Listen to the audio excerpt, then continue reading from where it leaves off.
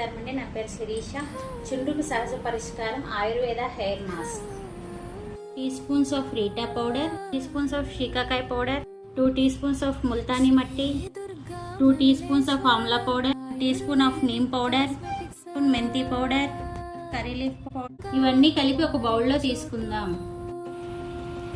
ఇప్పుడు ఈ పౌడర్స్ని బాగా మిక్స్ చేద్దాం.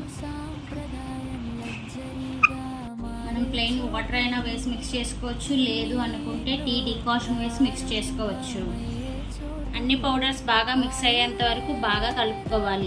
విస్కర్తో మనం ఉండలు లేకుండా హెయిర్ ప్యాక్ అనేది కన్సిస్టెన్సీ వచ్చినంత వరకు కలుపుకోవాలి.